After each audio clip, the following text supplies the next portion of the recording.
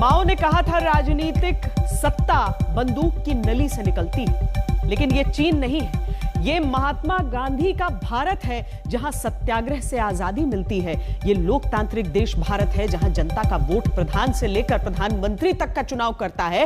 लेकिन फिर उत्तर प्रदेश में लोकतंत्र को बदनाम करने वाली चुनावी हिंसा आज क्यों हुई? आज की दस्तक में मैं श्वेता सिंह आपका स्वागत करती हूं। 8 महीने बाद विधानसभा चुनावों के लिए तैयार उत्तर प्रदेश के 75 जिलों में आज ब्लॉक प्रमुख के इलेक्शन की नामांकन प्रक्रिया शुरू हुई, जिसमें 15 से ज्यादा जिलों में गोली चलने, बम चलने, मारपीट होने, अपहरण के प्रयास, विरोधी के नामांकन पर्चे को छीनने, पत्रकारों पर हमले की हिंसक घटनाएं सामने आई। आरोप है पुलिस अधिकतर जगहों पर कार्रवाई कम करती दिखी, मूक दर्शक बनी अधिक नजर आई। चुनाव में हिंसा की घटनाओं को बढ़ावा मिलना जनता के लोकतंत्र पर भरोसे को कमजोर करता है। इसीलिए आज हमने सबसे पहले इसी मुद्दे पर दस्तक देना जरूरी समझा है।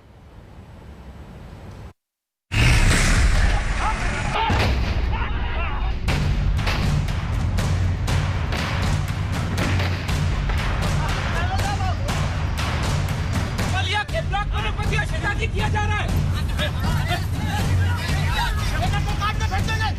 जबरदस्ती करी तो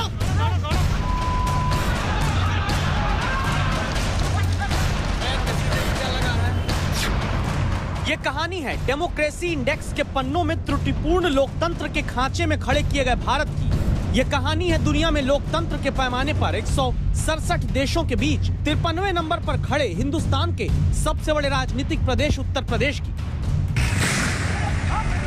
जहां ब्लॉक प्रमुख की चुनावी प्रक्रिया में गोली चलती है, बम फूटते हैं।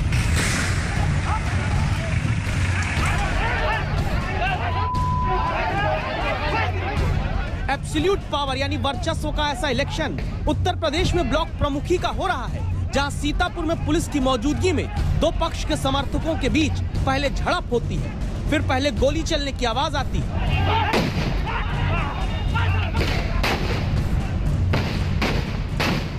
पुलिस थोड़ा हिम्मत दिखाकर लाठी पटकती है, तब तक इतनी गोली और देसी बम चलने लगते हैं कि पुलिस वाले ही अपनी प्राण रक्षा में किनारे खिसक लेते हैं।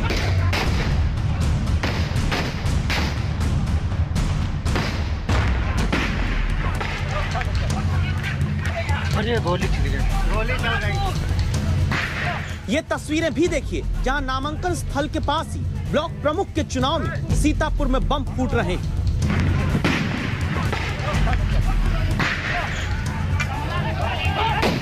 और ये गोली बम उत्तर प्रदेश में उन चुनावों के नामांकन में चल रहे हैं जिनके भरोसे गांवों को मजबूत करने की संकल्पना महात्मा गांधी ने की।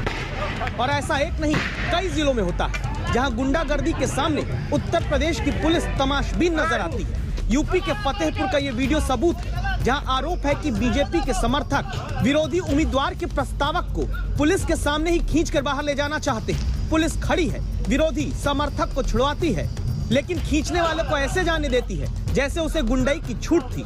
पुलिस के सामने टहलता हुआ ये शख्स घूमता है तो कमर में असलहा यानी पिस्तौल लगी नजर आती है। और फिर फतेहपुर में यही उपद्रवी जिसने नामांकन से रोकने की कोशिश की, एक नेताजी के साथ वापस आता है। नेताजी कमर में खोसे कट्टा, रिवॉल्वर जो भी है उसे ढक देते हैं, पुलिस को इशारा करते हैं और पुलिसकर्मी लौट जाता है।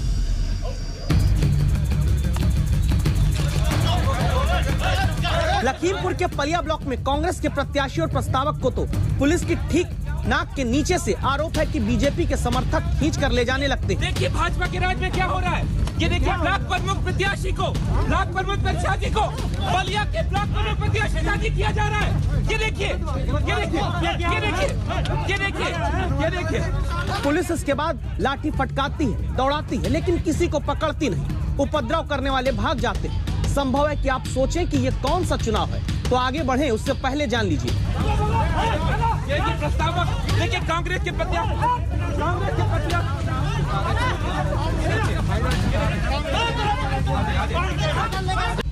गांवों तक विकास की योजनाएं पहुंचाने के मकसद से देश में 3 स्तर की पंचायत व्यवस्था लागू है, जिसमें गांव के स्तर पर ग्राम पंचायत, बीच में पंचायत समिति और जिला स्तर पर जिला परिषद होती है। ये अभी ब्लॉक प्रमुख का चुनाव उत्तर प्रदेश में हो रहा है। जहां ब्लॉक यानी विकास खंड कुछ ग्राम पंचायतों को जोड़कर बनता है। पहले ग्राम पंचायत के चुनाव में जनता ग्राम प्रधान और क्षेत्र पंचायत सदस्य, जिसे बीडीसी भी कहा जाता है, उसे चुनती है। चुने गए क्षेत्र पंचायत सदस्य फिर ब्लॉक प्रमुख को चुनते हैं। उसी ब्लॉक प्रमुखी के चुनाव में लखीमपुर के एक दूसरे विकास खंड में देखिए, समाजवादी पार्टी के उम्मीदवार के नामांकन में प्रस्तावक महिला के कपड़े तक विरोधी खींचने लगते हैं। इससे ज्यादा शर्मनाक और क्या हो सकता है।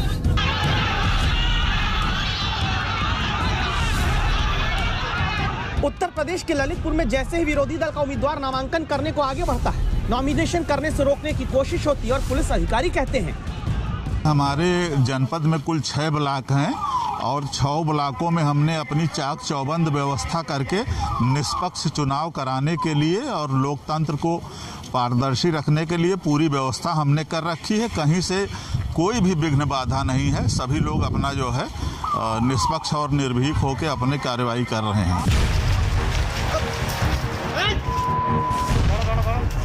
अब पुलिस के दावों का सच देख लीजिए। निर्दलीय प्रत्याशी का पर्चा छीनने का आरोप बीजेपी समर्थकों पर लगता है। को काट के फेंक देंगे, जबरदस्ती करी तो गोली मार दूंगा सब पे। पंचायत हो रही है। हाँ छोड़ो।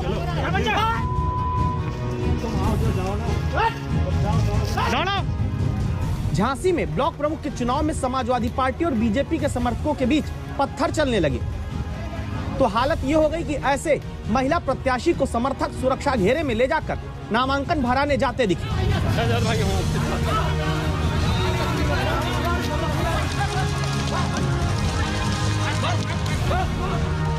बस्ती में लाठीचार्ज करना पड़ता है, एटा में पत्थर चलते हैं। चुनाव जीतने के नाम पर कानून का माखौल उड़ाने वाले उपद्रवी इतने बेखौफ हो जाते हैं कि एटा के मरहरा ब्लॉक पर नामांकन के दौरान पथराव करते हैं। आरोप है कि बीजेपी कार्यकर्ताओं ने समाजवादी पार्टी के उम्मीदवार को नामांकन नहीं करने दिया।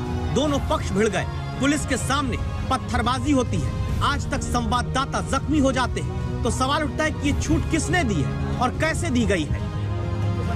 और गोरखपुर में बीजेपी प्रत्याशी की कार पर हमला करने का आरोप समाजवादी समर्थकों पर लगता है। ईटा इतना बड़ा इसी गाड़ी में बैठी हुई थी और ईटा गाड़ी में फेंक रहे थे, पैर पे सीधे ईटा लगा है। समर्थकों को अगवा करने, पर्चा फाड़ने, गोली चलाकर रोकने, बम चलाकर दौड़ाने, प्रतिद्वंदी को नामांकन करने से रोकने की इन्हीं तस्वीरों के बीच उत्तर प्रदेश में होता ब्लॉक प्रमुख का चुनाव ये सवाल पूछने को मजबूर करता है कि निर्वाचन आयोग कहां है? पुलिस के हाथों दिखाया जाने वाला कानून का इकबाल कहां है? निष्पक्ष चुनाव की गारंटी कहां है? और कहां है लोकतंत्र पर जनता को भरोसा देने वाले?